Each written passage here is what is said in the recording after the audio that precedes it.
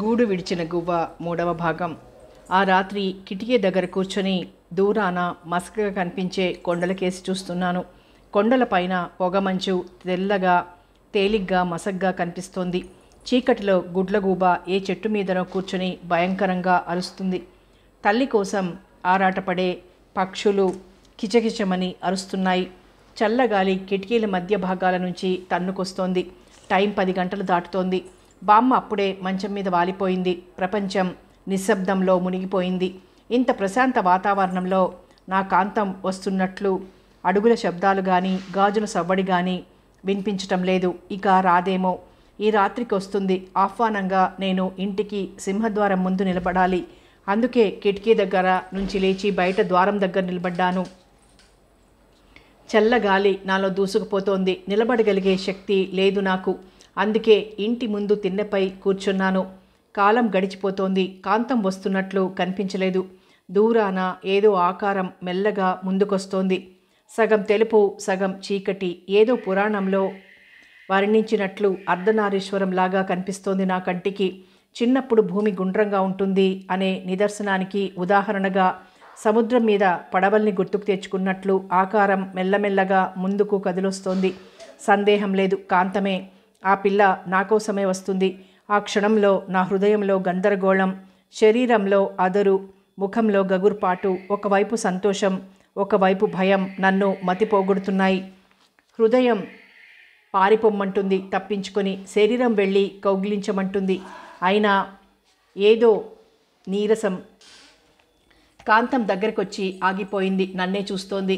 ఆ కళ్ళల్లోకి నేను చూడలేకపోతున్నాను. కాంతం అన్నాను తడబడుతున్న స్వరంతో. నా మాటే ఆలస్యమైనట్టు నన్ను చుట్టుముట్టేసింది తన హస్తాలతో.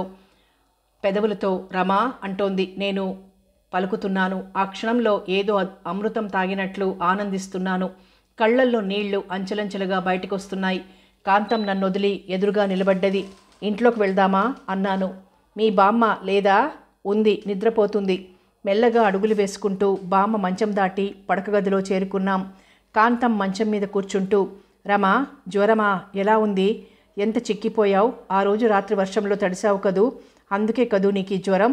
ఎవరో ఏమంటారో అని భయపడి రాలేకపోయాను. నిన్ను మోసం చేశాను కదూ. నన్ను చీదరించుకుంటున్నావు కదూ. కాంతం విశ్రాంతి లేకుండా మాట్లాడటం నాకు ఆశ్చర్యం అనిపిస్తోంది. అందుకే ఆమె మాటలకు అడ్డం పడుతూ, కాంతం, ఎందుకంతంత మాటలు మాట్లాడతావు? నువ్వు పడ్డ శ్రమ కంటే ఇది గొప్పదా? నిన్ను మీ వాళ్ళు తన్నలేదా? అయినా ఇప్పుడదంతా ఎందుకు?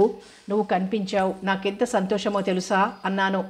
కాంతం తన కళ్ళ నీళ్లను నాకు కనిపించకుండా తుడుచుకోవాలని ప్రయత్నిస్తోంది. ఆ పిల్ల కంట కారిన నీటిలో నాకు సగభాగమైంది. అందుకే కాంతాన్ని ఏడవద్దన్నాను. కాంతం, ఆ రోజు మీ నాన్నను మన ఇద్దరి రహస్యం తెలిసిపోయాక నిన్నేమీ అనలేదా? ఎందుకు అనలేదు? వాడు రఘు అన్నయ్య నన్నైతే చితక తన్నాడు. నన్ను బయటికి కదలనివ్వలేదు. ఆ రోజు నువ్వు బాధపడలేదా? ఏడవలేదా? ఎందుకు లేదు? ఇంక నిన్ను కలుసుకోలేక పోతానేమోనని బాధపడ్డాను. నిజం రమా. మరి నువ్వు నన్ను కలుసుకోమని ముని దగ్గర ఉత్తరం రాసి పంపిన రోజు రాత్రి, ఆ రాత్రి నిన్ను కొట్టాడు కదూ? అవునని తల ఊపింది కాంతం. కాంతం, నిన్ను చూడకపోతే ఏదో బాధగా ఉంటుంది. నువ్వు దూరం అవుతావేమోనన్న భయం కలుగుతుంది నాకు. నిజం చెప్పు, ఎప్పుడూ నన్ను విడిచి వెళ్ళవు కదూ? అడిగా నా పిల్లను. క్షణం బ్రతికినా నీతోనే బ్రతుకుతాను, క్షణం చచ్చినా నీ కాళ్ళ దగ్గర పడి చేస్తాను అంది. ఆ మాట నాకెందుకో ఒకవైపు బాధను, మరోవైపు సంతోషాన్ని కలిగిస్తుంది. ఈ మాటకు రెండు వైపులా పదునుందేమో. స్కూల్ ఎలా ఉంది కాంతం? ఏం చెప్పను? వాడు తెలుగు పండితుడు తిరిగి లవ్ లెటర్ రాశాడు నన్ను రమ్మని. అంతేకాదు, ఇంగ్లీష్ టీచర్ చంద్రకళకు ఉత్తరం రాశాడు. పాపం ఆ పిల్ల వాడి మాయలకు లొంగిపోయి ఆ రాత్రి వాడికి పడక సుఖాన్ని అందించింది. ఇవన్నీ మనకు తెలిసి జరిగేవి, తెలియక ఇంకెన్ని జరుగుతున్నాయో తన సందేహాన్ని వ్యక్తం చేసింది. కాంతం ఆ మాటలు చెప్తుంటే నాకు ఆవేశం అధికమవుతోంది. దీన్ని ఎలాగైనా అరికట్టాలి. ఎలా? కాంతం, స్కూల్లో పిల్లలెవ్వరికీ ఈ విషయాలు తెలియవా? తెలిసి మాత్రం ఏం చేస్తావు? అయితే దీనికి ముగింపు లేదా? ఉంటుంది రమా.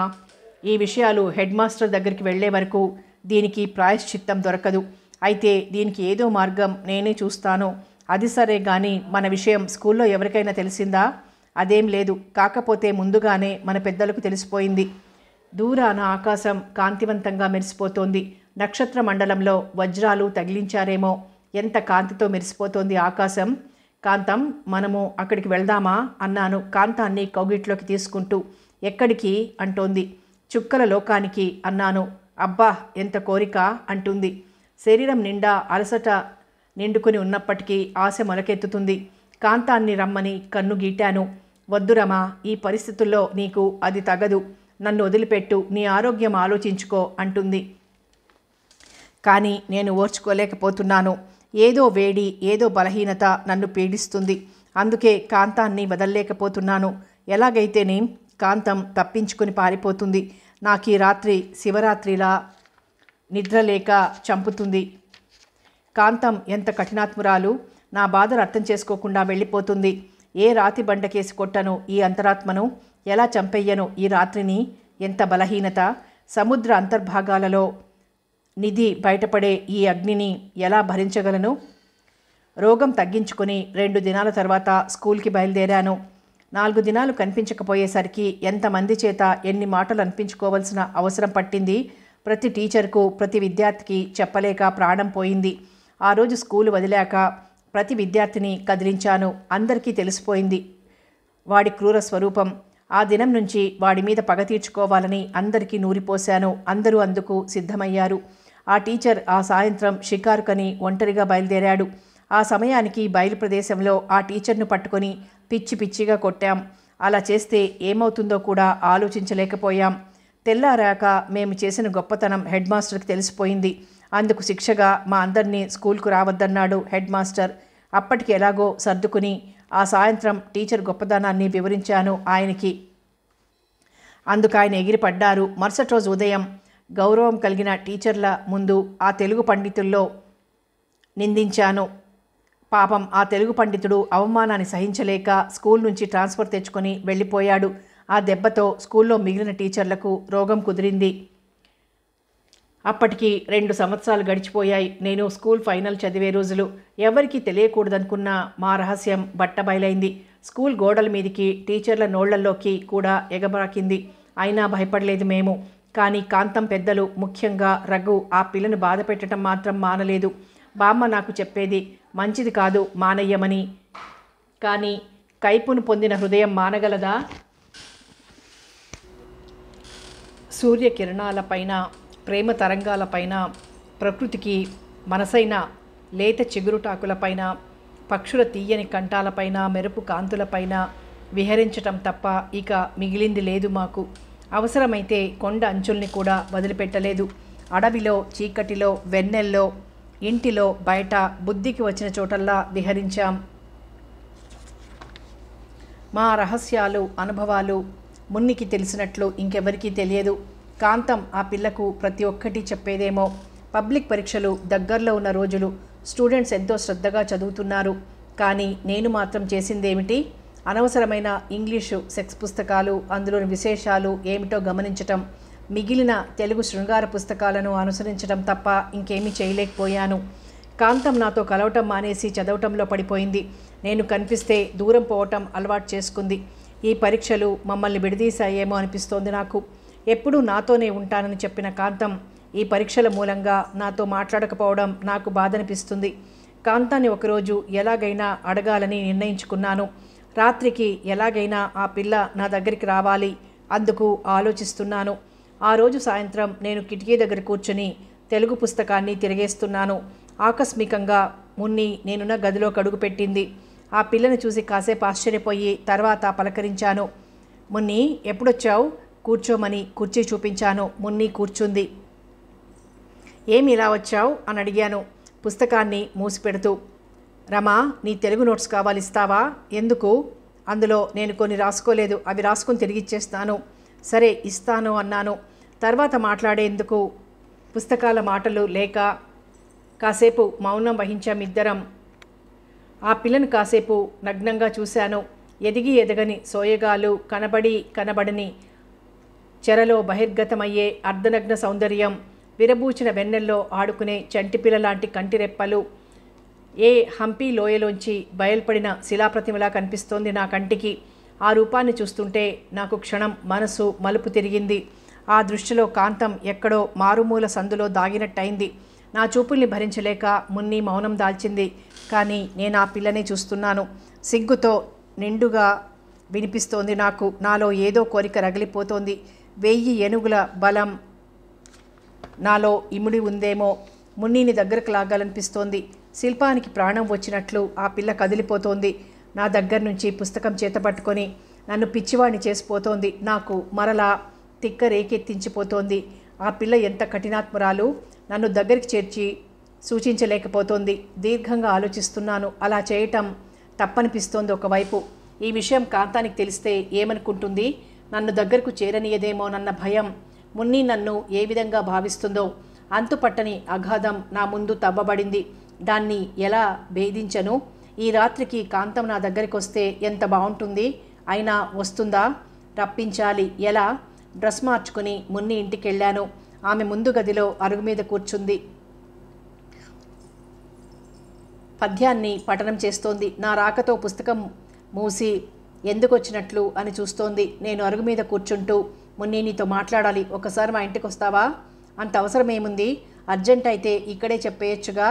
ఇక్కడ మీ అమ్మ నాన్న అందరూ ఉన్నట్టున్నారు. వాళ్ళు లోపల వాళ్ళ పనులు చూసుకుంటున్నారు. త్వరగా చెప్పేయి అంటూ తొందర పెట్టింది. ఆడుది ఇలాంటి విషయాల్లో ఎంతగా భయపడుతుంది. నేనెంత త్వరగా వెళ్ళిపోతే అంత మంచిదనుకుంటుందేమో ఆ పిల్ల. ఆ కాంతాన్ని ఈ రాత్రికి పెరట్లోకి రమ్మని చెప్పగలవా అన్నాను. కాసేపు మౌనం దాల్చి అలాగేనని తల ఊపింది. తర్వాత ఆ ఇల్లు దాటి నేను ఇంటికి వచ్చేసాను. ఆ రోజు ముందుగానే అన్నం తినటం ముగించి పెరట్లో కాంతం కోసం వేచి ఉన్నాను. చందమామ మెల్లగా పైకొస్తున్నాడు. ఉత్తరాన ఆకాశం చంద్రకాంతికి వింతగా కనిపిస్తోంది. ఆ గాలి ఏ విదేశీ సుగంధాలకో మోసుకువచ్చి నాకిచ్చిపోతోంది. తోట నిండా బంతిపూలు, విశాలమైన పూల తోట. ఈ మాత్రం పెరటి తోటను మా వంశంలోని పెద్దలు ఎంతకాలంగా పెంచుతూ వచ్చారు. ఈ విశాలమైన పెరటి తోట ఇంకెవ్వరికీ లేదేమో. ఒక విధంగా ఇది పెరటి తోట కాదు, చిన్న వనమని చెప్పొచ్చు. టైం గడిచిపోతోంది. కాంతం ఇంకా రాలేదు. నాకు ఆవేశం ఎక్కువవుతోంది. కాంతాన్ని కౌగిలించుకోవాలి. ఆ పిల్ల ఇంకా రాలేదు. నిమ్మ చెట్టు కింద ఎర్రటి టవల్ను పరిచి పడుకొని కాలు మీద కాలు వేసుకొని కాంతం కోసం ఎదురు చూస్తున్నాను. చంద్రుడు గుండ్రంగా పెరిగిపోయాడు. వింత వెలుగు ప్రపంచాన్ని ముంచెత్తుతోంది. మెల్లగా ఆకులు రాచుకున్నట్లు శబ్దం వినవస్తోంది. గాజుల సవ్వడి నెమ్మదిగా వినిపిస్తోంది. సంశయం లేదు, కాంతమే వచ్చేస్తోంది. వచ్చేస్తోంది ఏమిటి? వచ్చేసింది. నేను లేచి నిలబడ్డాను. వెన్నెల వెలుగులో కాంతం మెరిసిపోతూ కనిపిస్తుందనుకున్నాను. రూపం కళావంతంగా కనిపిస్తుందనుకున్నాను. కానీ జరిగింది అది కాదు. చిరిగిన బట్టలు, జుట్టు రేగింది. ముఖాన బొట్టు దిక్కులు చూపిస్తోంది. దుమ్ము పట్టిన బంగారంలా కనిపిస్తోంది కాంతం నా కంటికి. తల్లో మల్లెలు కనిపించవు. అవి ఎక్కడికి పోయినట్లు? కాంతం నా ముందు తలుంచుకుని నిలబడుంది. చెయ్యి పట్టి లాగాను ఆ పిల్లను. వద్దు, నన్ను తాకకు రమా, దూరం పో, ఇప్పుడు నన్ను తాకకు. కాంతం ఆ మాట అనడం నాకు ఆశ్చర్యం అనిపిస్తోంది. ఆ పిల్ల మారిపోయిందా? నన్ను వదులుకుంటుందేమో. ఇంకెవరినైనా ఆకర్షించిందా? నా మస్తిష్కంలో ఎన్ని ఆలోచనలు సుళ్ళు తిరుగుతున్నాయి.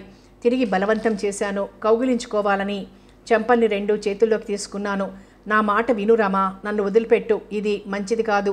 ఒత్తుకుంటోంది వదిలిపెట్టమని ఆ పిల్ల. కానీ నాకు పట్టుదల ఎక్కువవుతోంది. వద్దనే కొలది నాకు పౌరుషం ఎక్కువవుతుంది. ఇన్ని దినాలు నాతో కలిసి ఇప్పుడు పాతివ్రత్యం ప్రదర్శిస్తోంది. ఎంత హీనానికి దిగజారింది. రమా, నీ మూర్ఖత్వం పట్టుదల వదిలిపెట్టవా? నన్ను విడిచిపెట్టవా?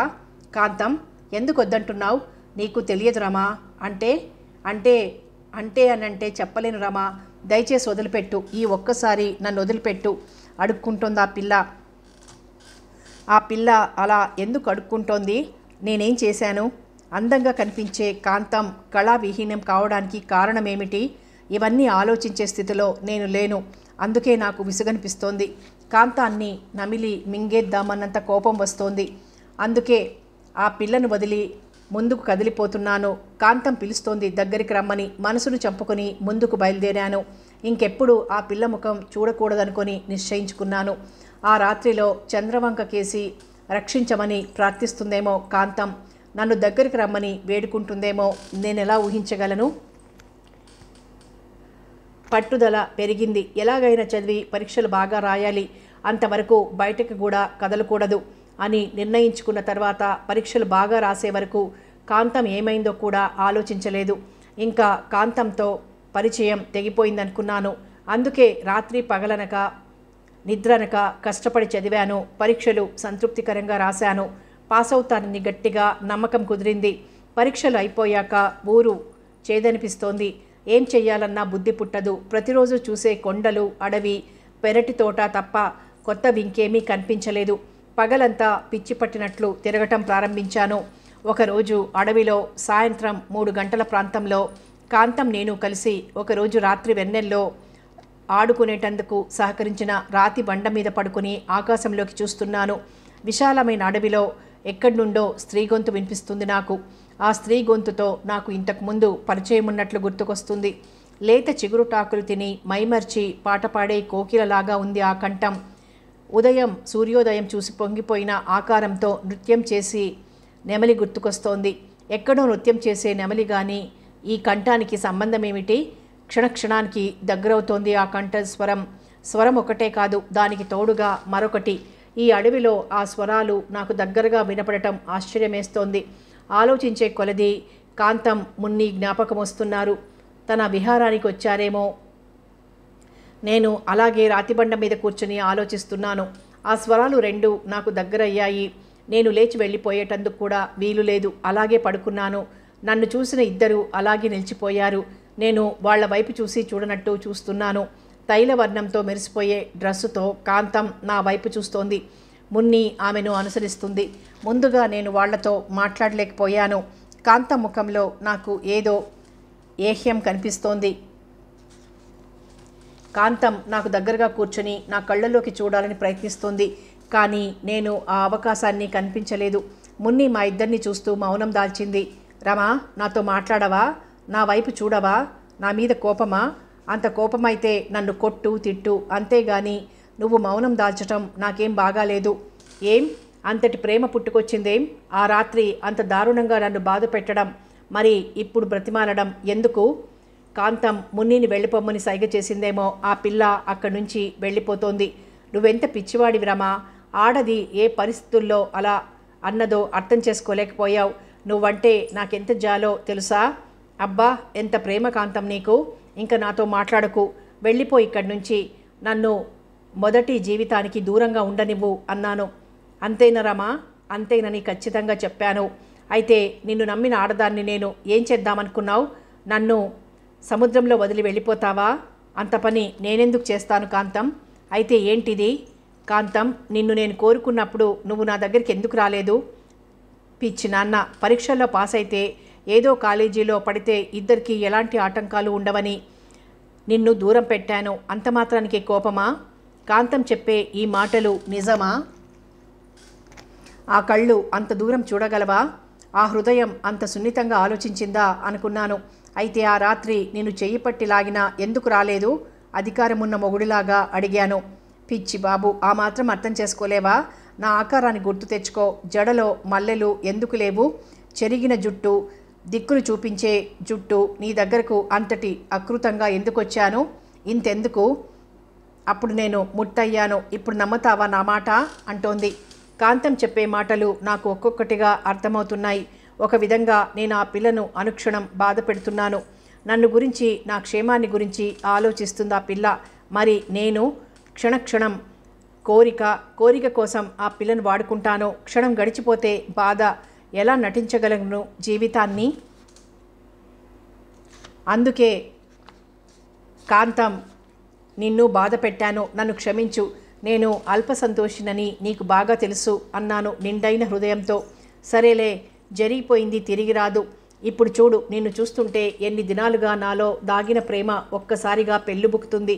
ఆశతో, కోరికతో తామెంతో కాలిపోయే ఈ పెదవుల్ని ఒక్కసారి ముద్దు పెట్టుకోవు తరించిపోతూ అడుగుతుందేమో. ఆ మాట ఆశ్చర్యాన్ని, కోరికను కలిగించింది. వేడి పుట్టే వరకు, ఆశ చచ్చే వరకు పెదవుల్ని, చెంపల్ని కొరికాను. అక్కడక్కడ ఘాట్లు పడి రక్తం వస్తోంది. కొలనులో కదలక నిశ్చితంగా ఒకే చోట నిలబడిన నీటి చుక్కల్లాగా నిలిచిపోయాయి ఒక్క క్షణం కాంతం కళ్ళల్లో నీళ్లు. ఆ పిల్ల నన్ను కదిలిస్తూ, రమా, ఏమలా అయిపోయావు? ఎందుకు నన్నే చూస్తున్నావు? కాంతం, నీలో జలపాతాన్ని చూస్తున్నాను. నది ఉపరితలాన్ని, మేఘాల అంచుల్ని చూస్తున్నాను. అందుకే నీలో కలిసిపోవాలని అంటూ ఆమె శరీరంలో ఇమిడిపోయాను. ఇప్పటికీ నీ కోపమంతా తగ్గిందా? నన్ను నా ప్రేమను ప్రేమిస్తావు కదూ? ఆశగా చూస్తోంది నా వైపు. నేనేమీ పలకలేకపోయాను. అప్పటికే పనులు ముగించుకొని ఇండ్లకు సాగిపోయే కూలి ప్రజల శబ్దాలు, వాళ్ళందరికీ వీడ్కోలు చెప్పి సాగిపోయే సూర్యుడు, పక్షుల కిలకిలా శబ్దాలు స్పష్టంగా వినిపిస్తున్నాయి. కాంతం వెళ్ళిపోయేటందుకు సిద్ధమైంది. నేను ఆమెను అనుసరించక తప్పలేదు. ఊరు దగ్గరయ్యాక ఆమె నన్ను విడిచి వెళ్ళిపోతుంది. నా హృదయంలో సగం ఆత్మ ఆమెతో పాటు వెళ్తుందేమో బాధనిపిస్తోంది. ఎలాగైతే ఏం, కాంతం మరలా నా చేతికి చిక్కింది. అది చాలు. ఈ సెలవు దినాల్లో మా అడుగుల శబ్దాలు విని భూమి పులకరించిపోతుంది. వినూత్న శోభతో అకార అందాన్ని అలంకరించుకుంటుంది. ఇంకంతా స్వాతంత్రమే నా జీవితానికి. ఆలోచిస్తూ ఇంటివైపు అడుగులు వేశాను. కాంతం చివరి చూపు నాపై విసురుతూ ముందుకు సాగిపోతోంది. కనుమరుగయ్యే వరకు చూస్తూ సాగిపోతున్నాను. మనిషికి, దైవానికి, శరీరానికి, ఆత్మకు, నదికి, దరికి ఎంతటి దగ్గర సంబంధమో నాకైతే తెలియదు. కానీ కాంతానికి నాకు గల సంబంధం ఊహకందని విషయం. సాయంత్రపు నీరెండ ప్రపంచానికి వింత అందాన్ని కలిగిస్తోంది. ఎక్కడో దూరంగా వర్షపు జల్లు పడుతున్నట్లు అలికిడి. పడమటి కొండల్లో కలిసిపోయే సూర్యుడు వింత వెలుగులో మెరిసిపోతూ మాయమైపోతున్నట్లు, దూరాన ఏటి నీరు సూర్యుని వెలుగులో రవ్వలు పొదిగినట్లు కనిపిస్తోంది. అబ్బా, నా ఈ రెండు కళ్ళు ఎంత అదృష్టం చేసుకున్నాయో ఈ ప్రకృతిని చూచేటందుకు. ఏటి గట్టుపై కూర్చుని రవ్వలు పొదిగిన నీటిలో కాంతం బొమ్మ చూస్తున్నాను, కనిపిస్తుందేమోనని. అయినా కాంతం అక్కడ ఉంటేగా కనిపించేటందుకు. ఏటిలోకి రాళ్లను విసురుతూ నా విసుగును పోగొట్టుకునేటందుకు ప్రయత్నిస్తున్నాను. ఏదో భూతం ఏ వనాల నుంచి వీస్తున్న గాలి వింత హాయిని కలిగిస్తోంది శరీరానికి.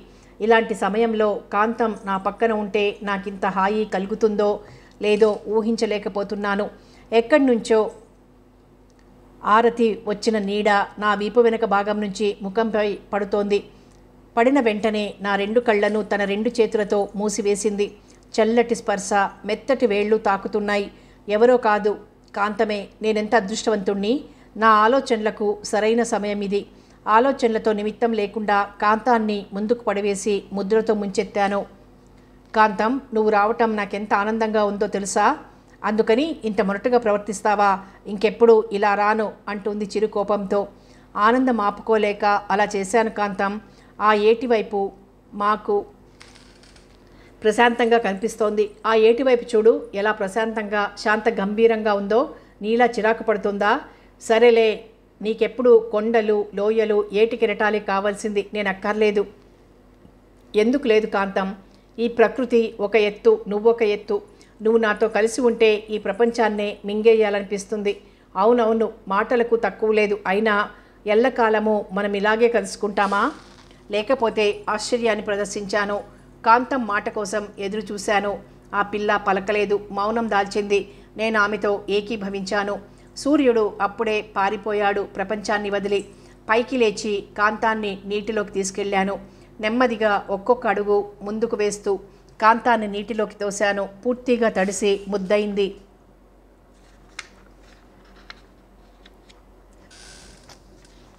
పైకి లేస్తూ కోపంతో నా వైపు చూస్తోంది. నేను చిరునవ్వు నవ్వేసరికి చిర్రెత్తిపోయిందేమో. నన్ను కూడా నీటిలోకి తోసింది. నేను వాలిపోయాను నీటిలోకి. నన్ను చూసి కాంతం నవ్వుతోంది. తన కోపాన్ని మింగుకొని నవ్వటం ప్రారంభించింది. నేను నవ్వలేకపోతున్నాను. ఎందుకు? కనబడిన అందాలతో, తెరచాటును దాగిన సోయగాలతో నన్ను ఆకర్షిస్తోంది కాంతం. అలాగే చూస్తున్నాను కన్నార్పకుండా. అడుగు ముందుకు వేస్తూ కాంతాన్ని బలంగా కౌగిలించుకున్నాను. మా ఇద్దరికీ వేడి పుట్టడానికి ఎంతో కాలం పట్టలేదు. కాలం గడిచిపోతోంది. నా పట్టా నుంచి కాంతం పక్కకు తొలగింది. తడిసిన బట్టల్ని పిండుకుంటోంది. తొడలపైకి లేచిన ఆమె చీర చూడలేకపోతున్నాను. ఒడ్డుకు చేరుకుని, కాంతం వెళ్ళిపోదామా అన్నాను. మాట్లాడలేదు. అవును, ఎలా వస్తుంది? తడిసిన బట్టలతో ఇంటికి వెళ్తే ఆ పిల్లను ముద్దుగా చూస్తారా వాళ్ళ పెద్దలు? ముఖ్యంగా రఘు బాధ పెట్టక మానుకుంటాడా? ఒక క్షణం ఆలోచించాను. పోనీ మా ఇంటికి వెళ్దామా కాంతం? అందుకు బదులివ్వలేదు. పైగా కదిలిపోతోంది ముందుకు. కాంతం, వెళ్ళిపోతున్నావా అడిగాను. నా వైపు చూసి మారు మాట్లాడక ముందుకు కదిలిపోయింది కాంతం బరువైన హృదయంతో. ఈ రాత్రికి కాంతం శరీరం వాచిపోతుంది. ఆ విషయం నాకు బాగా తెలుసు. ఇక నేనెంత అఘోరించినా ఆమెకు శిక్ష తప్పదు. ఎందుకు నీ బట్టలు తడిసిపోయాయని అడిగితే వాళ్ళ అమ్మగారికి ఏం చెప్తుంది? నీ శరీరం నిండా ఘాట్లు ఏమిటని అడిగితే వాళ్ళ నాన్నగారికి ఏం చెప్తుంది? ఇక వాడికి అంటే రఘుగాడికి ముఖం ఎలా చూపుతుంది? కోరికతో కాంతాన్ని వాడుకున్నాను, వాడిన తర్వాత చేసిన పనేమిటో బోధపడుతుంది. ఇలా ఎంతకాలం అని ఈ నాటకమాడను? ఎన్ని దినాలని కాంతాన్ని మోసం చెయ్యను? ఆలోచిస్తూ ఇంటికి చేరుకున్నాను. 8:00 చూపుతోంది. బామ్మ కేక వేస్తోంది భోజనానికి రమ్మని. సూర్యుడు మెల్లగా లోపలికి ప్రవేశిస్తున్నాడు. కిరణాలు ముఖం మీద పడి అలలులాగా కదులుతున్నాయి. కళ్ళు తెరిచి సూర్యుడిని దర్శనం చేసుకుని కార్యక్రమాలకు ఉపక్రమించాను. డ్రెస్సు మార్చుకుని రోడ్డు మీద అడుగు పెట్టేసరికి మున్ని నాకెదురుగా కదిలొస్తోంది. క్షణం అలాగే నిలబడిపోయాను. రమాకాంత్ పిలుస్తోంది. పలికాను. లోపలికి వెళ్దామా? అలాగే పద అన్నాను. ఇద్దరం నా గదికి చేరుకున్నాం. మున్ని నాకెదురుగా కుర్చీలో కూర్చుంది. రమా, రాత్రి నువ్వు కాంతం కలిసి ఎక్కడికి వెళ్ళారు? నిజం చెప్పు రమా. అప్పుడు అర్థమైంది. కాంతం ఈ పాటికి ఎలా ఉంటుందో కూడా తెలుసు నాకు. కంగారు అణుచుకోలేక, ఏమైంది మున్ని? కాంతాన్ని ఏమైనా అన్నారా? ఆ పిల్లని కొట్టారా? అవును, కొట్టడమే కాదు, ఇంకా నీ కంటికి కనిపించదు. ఎందుకని? ఎందుకేమిటి నీకు తెలియదా? రాత్రి మీరిద్దరూ కలిసి ఎక్కడెక్కడ తిరిగారు? అయితే నేను ఊహించిందంతా నిజమైందన్నమాట. నువ్వు ఆలోచిస్తూనే ఉండు, ఆ పిల్ల బ్రతుకు నాశనం అవుతుంది. అంటే నీకు తెలియదా? నీకు బుద్ధి పుట్టినప్పుడు నీకు ఇష్టం వచ్చినట్లా వాడుకుంటే తెలిసిన వాళ్ళందరిలో మీకు మర్యాద ఏముంటుంది? రాత్రి మీరు ఏటిగట్టున ఏం చేశారు? కాంతం సరాసరి నా దగ్గరికి వచ్చి తడిసిన బట్టల్ని మార్చుకొని నా బట్టల్ని కట్టుకొని ఇంటికి పోయింది. అయినా మీరనుకున్నంత తెలివి తక్కువ వారు కాదు మీ పెద్దలు. ఎలాగైనా తెలుసుకోగలరు, తెలుసుకున్నారు కూడా. అందుకే ఆ పిల్లని రాత్రి గొడ్డును బాదినట్లు బాది తిండి కూడా పెట్టకుండా మూల కట్టి పడేశారు. ఇదంతా నిజమేనా మున్ని? అబద్ధమనుకున్నావా? ఇకనైనా తెలివి కలిగి ప్రవర్తించండి. ఇప్పుడు మీరు అనుభవించే బాధ కన్నా ఓ జీవితంలో 1000 రెట్లు బాధపడగలరు. అలా జరక్క మునిపే ఏదో ఒకటి నిర్ణయించుకోండి. అవును మున్ని, నువ్వు చెప్పే దానిలో తప్పు లేదు. కానీ నా మనసు కాంతం లేకుంటే బాధనిపిస్తుంది. అయినా సాధ్యమైనంత వరకు ప్రయత్నిస్తాను అన్నాను. రమాకాంత్, వయస్సులో చిన్నవాడికి మెదడును మించిన జ్ఞానం మనిషికి అవసరం. జీవితంలో ఎదగవలసిన వాడివి. ముసలామెను నువ్వెందుకు? నువ్వు చేసే ప్రతి పని ఆమెకు తెలుసు.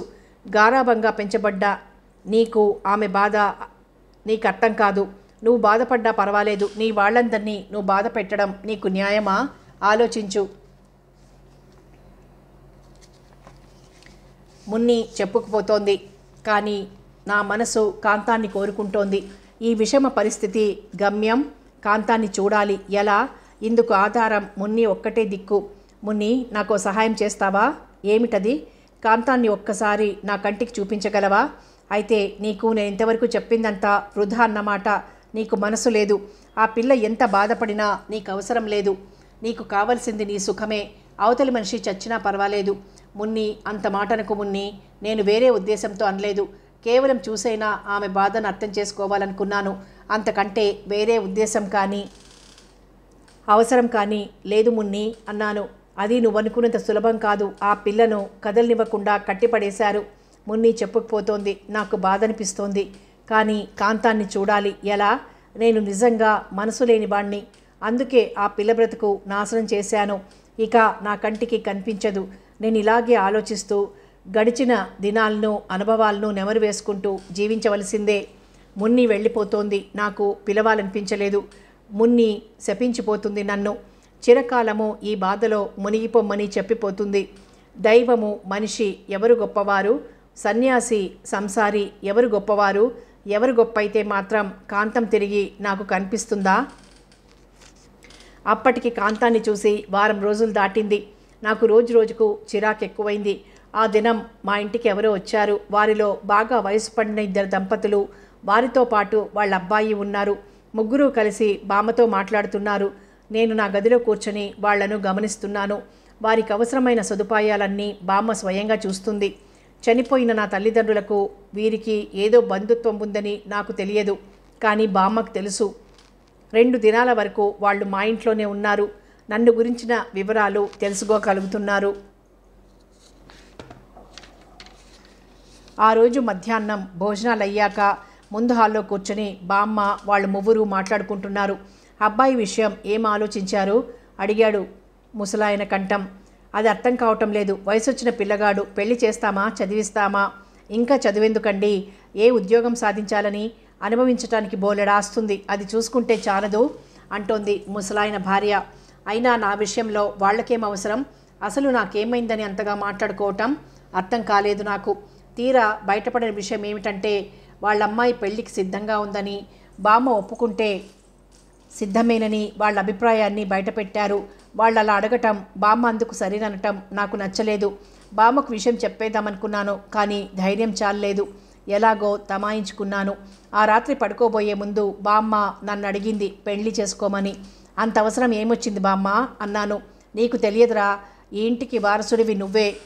నువ్వు చదవవలసిన అవసరం లేదు. నీకు తోడుగా ఓ ఆడదాన్ని కుదిర్చితే నా బాధ్యత తీరిపోతుంది అంతే అంది. ఆమె అడిగే మాటలకు నేనేమని సమాధానమిచ్చేది? పైగా ఆమెకు ఎప్పుడు ఎదురు చెప్పలేదు. ఇప్పుడు కాదంటే బాధపడుతుంది. ఎలా తప్పించుకోవాలి ఈ మార్గాన్ని? అందుకే ఆలోచించి చెప్తాలే బామ్మ అన్నాను. త్వరగా చెప్పు, వాళ్ళకి నేను మాట ఇచ్చాను అంటూ వెళ్ళిపోయింది బామ్మ. ఆమె మాట ఇచ్చింది, నేను మనసిచ్చాను కాంతానికి. మనసు గొప్పదా, మాట గొప్పదా? ఈ విషయాలన్నీ కాంతంతో సంప్రదిస్తే, కాంతం నాకు కనిపిస్తేగా, పోనీ మునిలాగా అయినా మాట్లాడితే కొంతవరకు నయమేననిపించింది. ఈ విషయంలో దారి కనిపించే వరకు నాకు ఆలోచనలు నశింపవేమో. కలతతో నిండిన హృదయంతో నిద్రపోలేకపోయేలా రాత్రి. ఆ దినం ఉదయం లేవగానే మున్ని ఇంటికి బయలుదేరాను. మున్ని ఇంటి ముందు అలికి ముగ్గేస్తోంది. చీరలో ఒక భాగాన్ని బొడ్డులు దోపుకొని చెరిగిన ముంగురులను సవరించుకుంటూ పనిలో లీనమై ఉంది. ఆ దృశ్యం ఏ ఇంగ్లీష్ కవి చేతిలో పడి ఉంటే అది ఎంత మనోహరమైన కావ్యంగా రూపొంది ఉండేదో. అలాగే నిలబడిపోయాను మున్నీని చూస్తూ. పని ముగించి తల పైకెత్తేసరికి నేను కనిపించాను ఆ పిల్లకు. నన్ను చూసి ఆశ్చర్యపోతూ, ఏమింత ఉదయం వచ్చావు అంటూ తన చీరను సర్దుకుంది. నేను నా ఆలోచనలు మానుకొని, మున్నీ నీతో మాట్లాడాలి, ఒక్కసారి మా ఇంటికి రాగలవా? ఏం మాట్లాడాలి? తర్వాత చెప్తాను, నువ్వు రాగలవా? నీకోసం ఎదురు చూస్తుంటాను అన్నాను. అలాగే, కాస్త పని ముగించుకొని వస్తాను అంది. నేను అక్కడి నుంచి బయలుదేరి వచ్చాను. దినచర్యలు పూర్తి చేసుకుని మున్నీ కోసం ఎదురు చూస్తున్నాను. నా గదిలో పడకలో పడుకొని ఆలోచిస్తున్నాను మున్నీతో ఎలా మాట్లాడాలని. చివరకు మున్నీ రానే వచ్చింది. కూర్చోమని కుర్చీ చూపించాను. కూర్చొని నా వైపు చూస్తోంది. మున్నీ, కాంతాన్ని నువ్వు చూసావా? ఆ పిల్ల ఎలా ఉంది? వాళ్ళ నాన్నగారు ఏమంటున్నారు? రఘుగాడు బాధ పెడుతున్నాడా? ఏమో నాకు తెలియదు. ఈ మధ్య వాళ్ళ ఇంటికి వెళ్ళలేదు అంది మున్నీ. మున్నీతో మా ఇంట్లో జరిగిన విషయమంతా చెప్పాను. ఆ పిల్ల ఆశ్చర్యంతో చూస్తోంది నా వైపు. ఏమైనా చెప్తుందనుకున్నాను, కానీ ఏం చెప్పలేదు. వింటూ కూర్చుంది. ఏం మాట్లాడవు మున్నీ అన్నాను. నేనేం చెప్పను రమాకాంత్ అంది. అయితే పెళ్లి చేసుకోమంటావా? అక్కర్లేదు. నువ్వు పెళ్లి చేసుకుంటే ఇన్నాళ్ళు కాంతంతో ఎందుకు తిరిగావు? ఆ పిల్ల బ్రతుకుతో ఎందుకు ఆడుకున్నావు? నేను నమ్ముకున్నందుకు ఇంత శిక్ష విధిస్తావా? మున్ని అంతగా మాట్లాడుతుందని అనుకోలేదు. నా మీద ఎందుకింత కసి పిల్లకు అనుకున్నాను. అయితే నన్నేం చేయమంటావు మున్ని అన్నాను. ఏం చేయాలో నువ్వే ఆలోచించుకో. కాంతమే కావాలనుకుంటే ఈ పెండ్లి మానేయి. బుద్ధిగా చదువుకుని పై చదువులకు వెళ్ళిపో. అప్పుడు కాంతం నీతోనే వస్తుంది. మీరిద్దరూ కలిసి కాలేజీలో చదవచ్చు. మీరిద్దరూ పాస్ అవుతారనే నమ్మకం నాకుంది. ఏమంటావు? మున్ని నా వైపు చూస్తోంది నా జవాబు కోసం. అయితే నువ్వు చదవవా మున్ని? ఏమో, ప్రస్తుతం మా ఇంటి పరిస్థితులు బాగాలేవు అంది మున్ని. మాటల మధ్యలో బామ్మ నా గదిలోకి వచ్చింది. మా ఇద్దరి వైపు చూస్తూ, ఎవరు మున్నియా? ఏమ్మా ఇలా వచ్చావు అంది తన ఆశ్చర్యాన్ని వ్యక్తం చేస్తూ. ఏం లేదు బామ్మ, మున్నితో కొద్దిగా పనుంది, నేనే పిలిచాను అన్నాను మున్నిని మాట్లాడనివ్వకుండా. పర్వాలేదులే నాయన, మాట్లాడుకోండి వెళ్ళిపోయింది బామ్మ.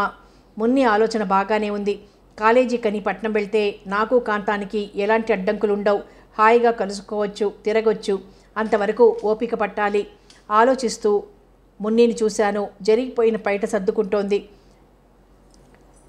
పల్చటి దుస్తుల్లో ఎవరు ఊహించలేని అందంతో మెరిసిపోతోంది. ఎల్లోరా గృహాల్లో చెక్కబడిన శిల్పంలా, చందనపు బొమ్మలా ఆమె కూర్చుని ఉంటే నా మనసు గతి తప్పుతోంది. ఇప్పుడే ఈ క్షణమే ఒక్కసారి మున్నిని తాకాలనిపిస్తోంది. ధైర్యం చాలడం లేదు. జడలో తురిమిన గులాబీ పువ్వు ఆమెకు కాంతిని కలిగిస్తోంది. నా ప్రియురాలు కాంతానికన్నా 1000 రెట్లు అధికంగా అందంగా కనిపిస్తోంది. ఆపుకోలేకపోతున్నాను. మనసు ఎగిరిపడుతోంది. హృదయం కోరుకుంటోంది. శరీరం పులకరిస్తుంది. క్షణక్షణం వివిధ వంగమల్లో వివిధ రూపాలుగా నా కంటికి కనిపిస్తోంది మున్ని. ఇక ఆగలేకపోతున్నాను. అంతే, పైకి లేచి మున్ని దగ్గరికి చేరి ఆమె పెదవులను వెతకసాగాను. ముని కాంతికిరణం మా పెదవులపై మాయమైపోతోంది. మున్ని నన్ను దూరంగా నెట్టుతోంది. నా పట్టు నుంచి తప్పించుకునేటందుకు తన శక్తినంతా ఉపయోగించుకుంటోంది. నాకు ఆవేశం అధికమవుతోంది. కాసేపు ఆమెను నా 2 చేతులతో కుర్చీలోంచి పైకి లేపి అవసరమనిపించిన చోటల్లా ముద్దులతో తడిపేశాను. క్షణం కళ్ళు మూశాను. అంతే. మున్ని నన్ను కాలితో తన్ని నా పట్టు నుంచి తప్పించుకొని పారిపోయింది. నేను ఎగిరి గోడకు చేరుకున్నాను. ఎంత బలంగా తన్నింది అనుకున్నాను. ఏది ఏమైనా పంజరంలోని చిలక పంజరంతో సహా ఎగిరిపోయింది. అంటే నా మనసు కూడా లాక్కుపోయింది. నా శరీరాన్ని జైల్లో పడవేసిపోయింది. కోరికతో కాలి చచ్చిపోమ్మని శపించిపోయింది అనుకుంటూ మంచంపై వాలిపోయాను. హృదయం ఆరాటపడుతుంది. ఎందుకు? మున్ని ఒప్పుకోలేదనేగా? అవును, కాదు, ఇంక మున్ని నాతో మాట్లాడదు, నా వైపు చూడదు. తిన్నగా వెళ్ళి ఈ విషయం కాంతం చెవిన పడేస్తుంది. ఈ విషయం కాంతానికి తెలిస్తే ఊహించలేకపోతున్నాను. శ్మశాన వాటికలో కాలుతున్న శవంపై నీళ్లు పోసినట్లుంది నా మనసుకు. ఎంత అవివేకంగా ప్రవర్తించానో. మున్ని కాంతం స్నేహితురాలు, తప్పకుండా చెప్తుంది. ఇంక కాంతం నా దగ్గరకు రాదు. నేను నికృష్టుణ్ణి, అనాగరికుణ్ణి, ఒక్క మాటలో చెప్పాలంటే పరమ దుర్మార్గుణ్ణి. కాంతాన్ని దగ్గరకు చేర్చుకున్న ఈ శరీరంతో తిరిగి ఎలా మరొక స్త్రీతో కలిసిపోయేది? ఇలా కోరుకోవటం తప్పు కాదా? తప్పని తెలుసు. దీని పర్యవసానం తెలుసు. తెలిసి కూడా ఎంత తెలివి తక్కువగా ప్రవర్తించాను. ఈ బ్రతుక్కు ఎంత తెలివి తక్కువతనం, అవివేకం, మూర్ఖత్వం. తప్పు చేయక మునుపు తెలియదా ఈ తెలివి తక్కువతనం? ఎంత ఆలోచించి ఇప్పుడు లాభం ఏమిటి? ముందు ముందు ఏం జరగబోతోందో కూడా తెలుసు. కాంతం నా ప్రియురాలు. చెట్టు, చేమ, పుట్ట, నది, కిరీటము, కొండ చర్యలు, ఇంకా ఇంకా అందరికీ తెలుసు. కానీ ఇప్పుడు జరిగిన విషయం తెలియదు. తెలిస్తే ఊహించలేకపోతున్నాను. ఈ పాటికి కాంతానికి తెలిసిపోయి ఉంటుంది. ఇక నన్ను చూడదు. ఎలా? ఈ విపరీత దారుణానికి పరిష్కారం ఎలా తట్టుకోగలను? మున్నిని చూడాలి, ఇప్పుడే చూడాలి. క్షమించమని అడగాలి. ఎలా అడగటం? ముద్దెట్టుకున్న పెదవులతో క్షమించమని ఎలా అడగటం? అలా అడిగేటందుకు సిగ్గులేదా అంటే ఏం చెప్పను ఆ పిల్లకు? అయినా ఆ పిల్ల ఎంగిలి తీయగా ఉంది. ఇలా అనుకోవటం అవమానంగా లేదు నాకు. ఎందుకు అవమానం? నేను పురుషుణ్ణి, ఆమె స్త్రీ. కోరుకున్నాను. కోరుకోవటంలో తప్పేమిటి? మరి కాంతం విషయం? చేసింది తప్పు, అందుకు క్షమించమని కోరాలి మున్నీని. ఈ నోటితో అనలేను. కనీసం ఉత్తరం మూలంగా అయినా తెలపాలి. ఆలోచన బాగుంది. రాయటం మొదలుపెట్టాను. మున్నీకి క్షమించమని కోరుతున్నాను. ఇంకెప్పుడు ఇలా చెయ్యను. నాలోని బలహీనత నీకు తెలుసు. నీ అందాన్ని చూసి అలా చేయవలసి వచ్చింది. క్షమించు. నువ్విచ్చిన చనువు, అవకాశం మూలాన ఇలా జరిగింది. దయచేసి ఈ విషయం కాంతానికి చెప్పకు.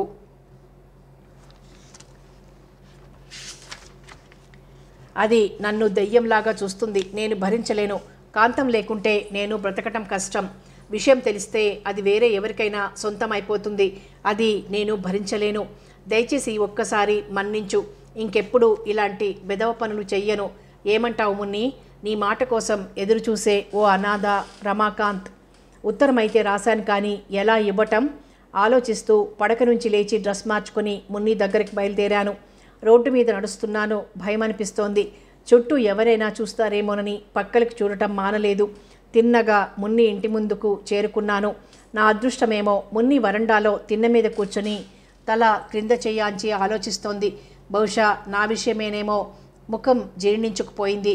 కళ తగ్గినట్టు, కాంతి వివర్ణమైనట్లు అనిపిస్తోంది నాకు. అప్పుడు కూడా ఆమెలో ఒక విధమైన అందం కనిపిస్తోంది నాకు. దగ్గరికి వెళ్ళి పలకరించాలి. ధైర్యం చాలటం లేదు. ఎలాగో ధైర్యం తెచ్చుకొని ఒక్కొక్క అడుగు ముందుకు వేస్తూ మున్ని అన్నాను. తల పైకెత్తి నా వైపు చూసింది.